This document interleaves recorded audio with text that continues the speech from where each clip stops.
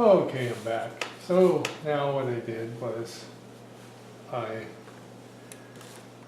after we serged all the edges and we made this seam here, and then we got this ready and we cut that down. Now I've serged, and then I took an iron, and I've shown you how, like I said, that you could just sew, but I want a really clean edge, so I went ahead and pinned it. And I did this all the way around the garment. And so now I'm going to sew the whole garment, the whole bottom edge of the garment. So here we go. So on that, so I'll put this here like that and start here. So I'll put that. Now on this one, I'm going to go to a 3.5 because it doesn't have to be that. All it has to do is hold this together. It doesn't really have stress on it. So I can go with a wider stitch, length of 3.5 millimeters. So here we go.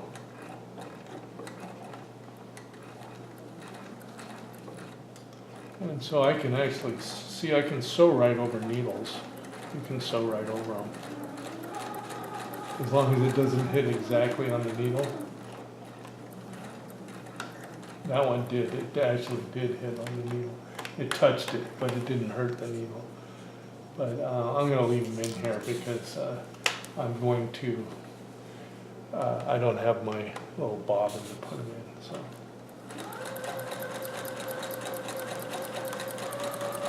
And see how I was saying about this little pressure foot? Here, let me put this down so I can stop. See right here? So if I take this, I can't take it off, but I have another one like it. Here, let me show you. So, yeah, here's one. This one's, no. I think I have a plastic one here. It's this one here. Yeah. So you can see that this is similar. So there's space in here, is what it is in the middle here. And that space allows this to flow through there, see, without impeding it. So it just makes it slide better.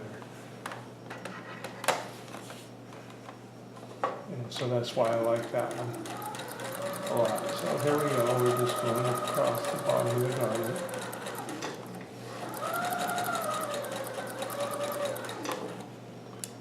And then here I probably will take this thread out.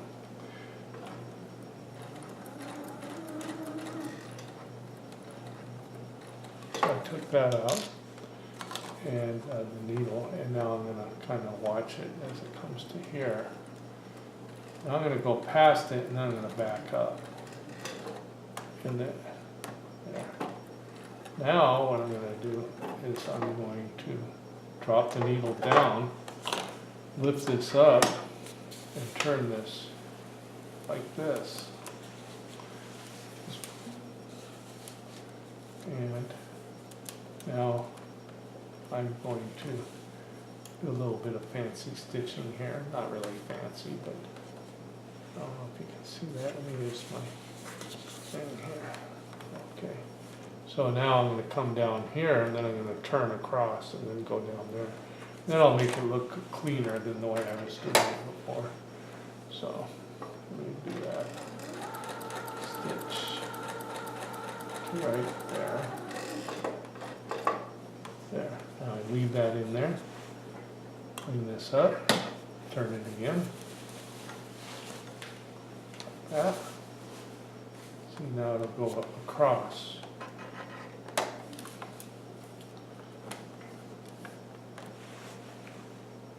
See that? Go in a little bit.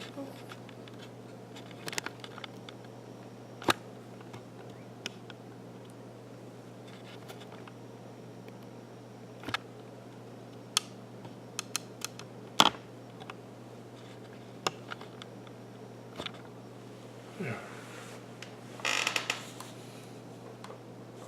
So now I'm going across. Of course my hands are in the way. Let me try it like this. and still in the way. Hanging around like this, hold it like that.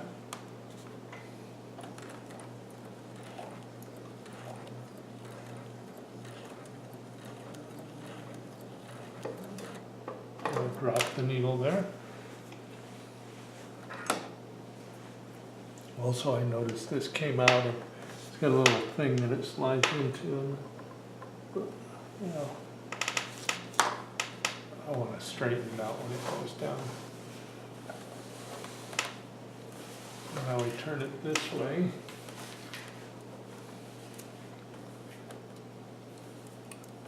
Now you can see,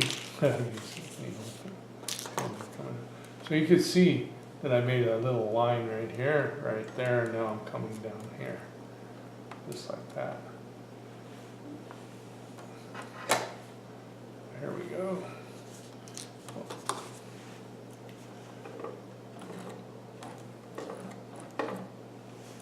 There, I don't see, it's like my thing broke off. Oh, it is in the thing there, it's right here. Oh, okay. It's just my eyes, I'm sorry about that. Okay, so let's go. Sewing. Boring for you guys. Alright, so now right here I gotta be careful.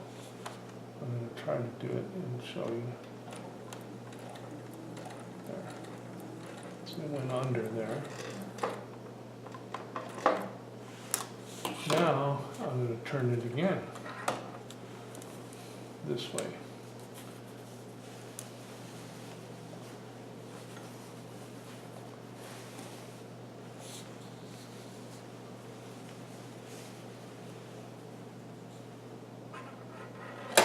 There. Now I'm going to go back stitch because there's a little bit more there where we can catch. There. Now it's going right. That was just to make it nice and clean. See how that fits right in that little spot perfectly because of that foot. You can use the other kind of foot, it still works. You know, a flat foot like this one here. Yeah. Like that. See, it's flat, but this one has a groove in there. It'll still work. It just, this makes it just a little bit smoother when it goes through. I'm going to take the pins out because I don't want to run them over.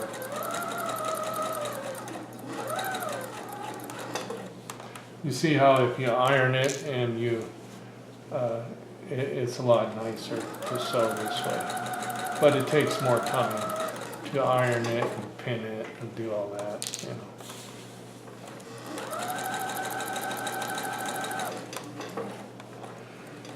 And a lot of people, they don't spend a lot of time, they just sew. I mean, they get really good and they just go, you know, they know what they're doing.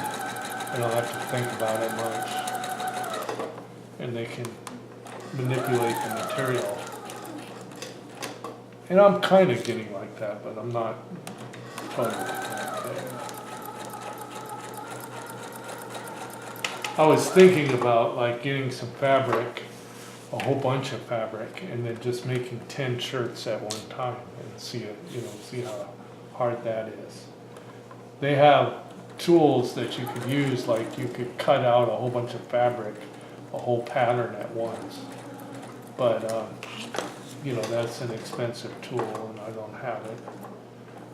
And you know, I'm not in business, but if I were in business, that's what I would be using, not this. I'm going backwards because I want to get back to this spot right here. There.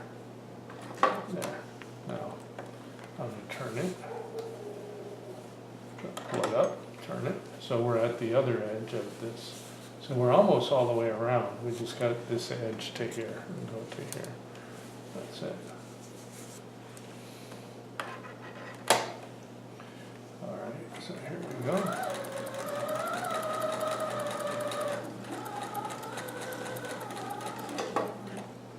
Stop there, turn it. So you get the idea. Sewing isn't that hard, it just takes a little bit of patience. And it actually is kind of therapeutic in a way, in that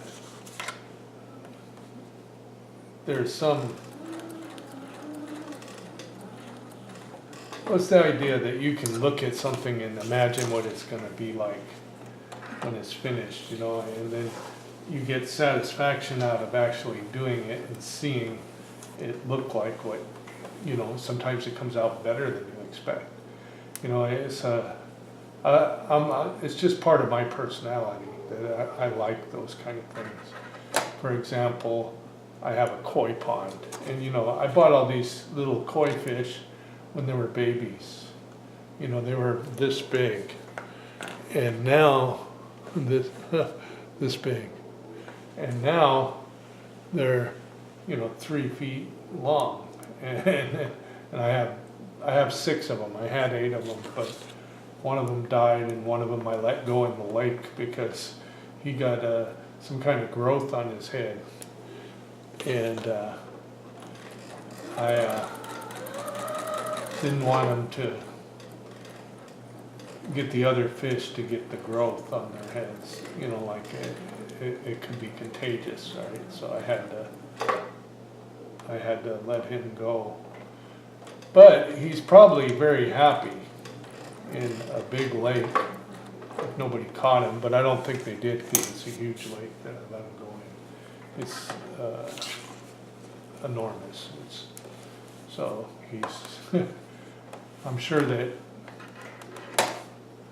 that whole story is kind of neat. What happened was I went to the lake and I took him and I put him in the water, and I had this fish in my pond for 10 years, and he was a beautiful fish, beautiful, and he just went in the water and just stood there and looked at me because he had been in a 20-foot pond his whole life for 10 years. And then all of a sudden, now he's in this huge lake. So he just didn't know what to do. And so the only thing that was familiar to him was me. So I started walking down the lake and just kept going down the edge of the lake, and he kept following me. And he followed me for about 2 miles, or not, maybe a mile, half a mile. Okay, let's not exaggerate, about a half a mile. And then finally, it took 15 minutes I was walking, and he was following me. And then finally, he just turned and went into the deep end, and that was it. But it was really a weird thing. I kept dreaming about it, at night, and letting him go like that. And it was just a weird experience, letting the fish go in the lake. And I still think about him, is he what he's doing, is he swimming around being a fish, or did he get eaten by something, or that kind of thing. So now I'm going to go all the way to the end, just like this, just to make it nice and clean. And it's funny because this one looks different than that one. Did I do it differently?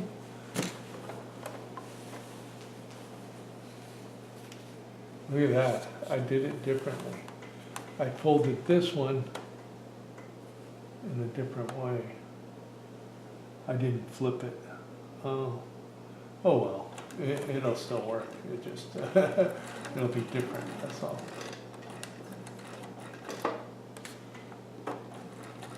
Should have been paying attention what I was doing instead of yik-yakking about the fish. So now I'm going to make one more. See, this should have been folded up like this, but see, that's what happens when you sew. You do make mistakes. But I'm going to fix it by going right here like this. So it'll be fine. I'm just going to make one more stitch down this end here. And then it'll be fine. It just won't be the same on both sides, but nobody will ever notice that. Okay, only I will, because I did it. Yeah, but it just shows also that there's different ways to sew things. So now we have completed the edges. So this garment, I could actually put it on if I wanted to. Now, I'm probably dropping these pins all over, but it's getting late. I'm not sure if I'm going to drop the sleeves in. It's 11:45. It's almost midnight. And so now I just got to drop the sleeves in, which is another ordeal. And then we got to press this real nice and put our buttonholes.